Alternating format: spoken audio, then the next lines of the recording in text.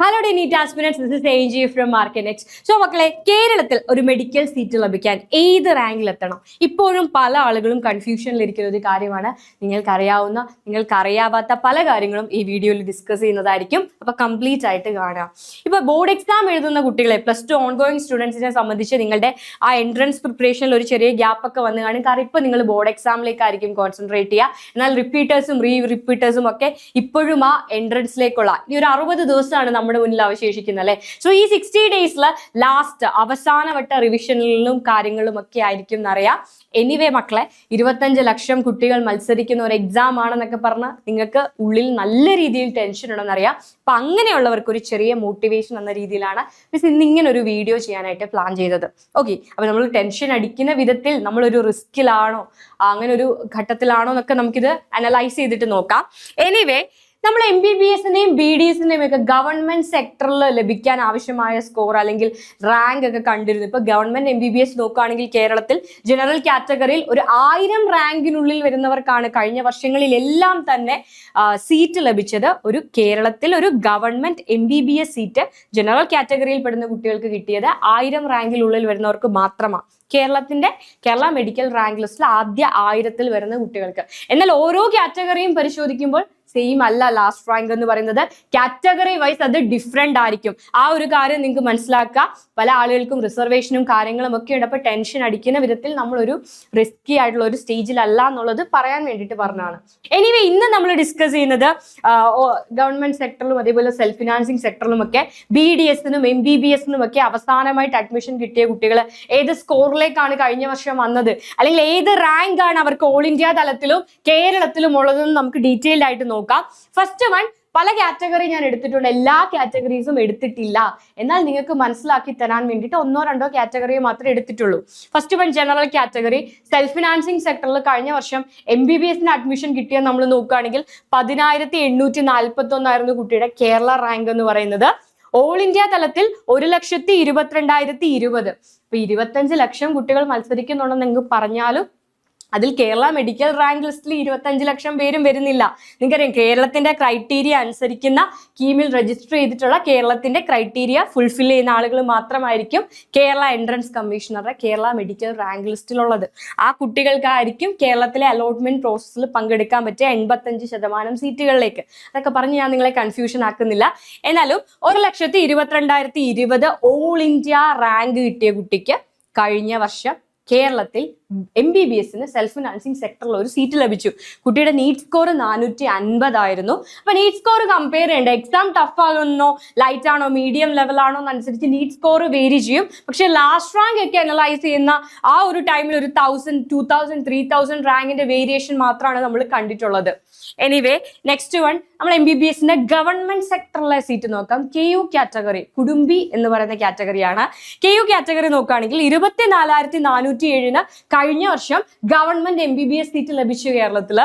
കുട്ടിയുടെ all India rank 3,63,930. അതായത് 3,60,000 all India റാങ്കിന് വരെ കേരളത്തിൽ ഒരു MBBS സീറ്റ് കഴിഞ്ഞ തവണ ലഭിച്ചിട്ടുണ്ട്. കുട്ടിയുടെ നീറ്റ് സ്കോർ 330 ആണ്. അതാണ് ഞാൻ പറഞ്ഞത്, കാറ്റഗറി മാറുന്നതിനനുസരിച്ച് ലാസ്റ്റ് റാങ്കും വേരി ചെയ്യും. ആൻഡ് നെക്സ്റ്റ് വൺ, MBBSന്റെ തന്നെ ഗവൺമെന്റ് സെക്ടറിലെ ST കാറ്റഗറിയിൽ അവസാനമായിട്ട് കിട്ടിയ നോക്കാം. 25,421 റാങ്കിനാണ്. കുട്ടിയുടെ ഓൾ ഇന്ത്യ റാങ്ക് 3,88,403 ആണ്. 320 നീറ്റ് സ്കോർ ആയിട്ട് ലഭിച്ചത്. ആൻഡ് BDS ആണ്. BDS സെൽഫ് ഫിനാൻസിങ് സെക്ടറിൽ സെയിം കാറ്റഗറി 29,388 കിട്ടിയിരുന്നു. പല റാങ്ക് കൊണ്ട് ഞാൻ ജസ്റ്റ് 1-2 പിക്ക് ചെയ്തതാണ് കേട്ടോ. യെസ്, ഓൾ ഇന്ത്യ റാങ്ക് എന്ന് പറയുന്നത് 4,94,940 ആണ്. 282 ആയിരുന്നു കഴിഞ്ഞ ഇയറിലെ 2025 നീറ്റ് സ്കോർ. കമ്പാരിറ്റീവ്ലി ടഫ് ആയിട്ടുള്ള എക്സാമിനേഷൻ ആയിരുന്നു. അതിന് മുൻപിലത്തെ വർഷം 24 നോക്കുകയാണെങ്കിൽ 720 ഔട്ട് ഓഫ് 720 ആയിരുന്നു ഫസ്റ്റ് റാങ്ക്. കേരളത്തിൽ നിന്നുള്ള കുട്ടിക്ക് ഫസ്റ്റ് റാങ്ക് ഉണ്ടായിരുന്നു, അല്ലെ 720 ഔട്ട് ഓഫ് 720 ഉണ്ടായിരുന്നു എന്നുള്ള കാര്യം മറക്കരുത്. എന്നാൽ കഴിഞ്ഞ വർഷത്തെ എക്സാം ടഫ് ആയിരുന്നു. അതുകൊണ്ടാണ് മാർക്കിൽ ഇതുപോലെ വേരിയേഷൻ ഡിക്രീസ് നിങ്ങൾക്ക് കാണാൻ സാധിക്കുന്നത്. ഓക്കെ, ആൻഡ് BDSലെ ജനറൽ കാറ്റഗറി നോക്കാം. ജനറൽ കാറ്റഗറിയിൽ BDSല് 32,702 അഡ്മിഷൻ ലഭിച്ചിട്ടുണ്ട്. 6,05,944 6 lakhs ആയിരുന്നു കുട്ടിയുടെ ഓൾ ഇന്ത്യ റാങ്ക് എന്ന് പറയുന്നത്. 249 സ്കോറിന് സെൽഫ് ഫിനാൻസിങ് സെക്ടറിൽ BDS കിട്ടിയിട്ടുണ്ട്. പിന്നെ മക്കളെ നമ്മൾ നോക്കേണ്ട കാര്യം എന്ന് പറയുന്നത് അഡ്മിഷൻ ലഭിക്കുക ഇറ്റ് ഈസ് നോട്ട് ടഫ്. ഭയങ്കര ടഫായിട്ടുള്ള ഒരു പ്രോസസ്സ് അല്ല. കാരണം ഇപ്പൊ നമ്മൾ BUMS-ഉം യുനാനി, സിദ്ധ തുടങ്ങിയ കോഴ്സുകളൊക്കെ എടുത്ത് നോക്കുകയാണെങ്കിൽ 13 ലക്ഷം 12 ലക്ഷം റാങ്കിനൊക്കെ അഡ്മിഷൻ ലഭിച്ചിട്ടുണ്ട്. സെൽഫ് ഫിനാൻസിങ് സെക്ടറിൽ വരുന്ന യുനാനി, BUMS, സിദ്ധ, ഹോമിയോപ്പതി തുടങ്ങിയ കോഴ്സുകളൊക്കെ നോക്കുകയാണെങ്കിൽ സെൽഫ് ഫിനാൻസിങ് സെക്ടറിൽ 10 ലക്ഷത്തിന് മുകളിൽ ഓൾ ഇന്ത്യ റാങ്ക് ഉള്ള കുട്ടികൾക്ക് വരെ അഡ്മിഷൻ ലഭിച്ചിട്ടുണ്ട്. എന്നാൽ എപ്പോഴും കോഴ്സ് ഓപ്റ്റ് ചെയ്യുമ്പോൾ അതിന്റെ ജോലി സാധ്യതകൾ നിങ്ങൾ പരിശോധിക്കണം.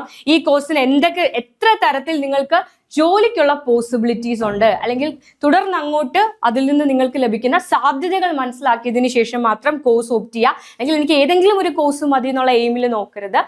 ബട്ട് നമ്മൾ ജസ്റ്റ് നിങ്ങൾക്ക് പറഞ്ഞു തരികയാണ്.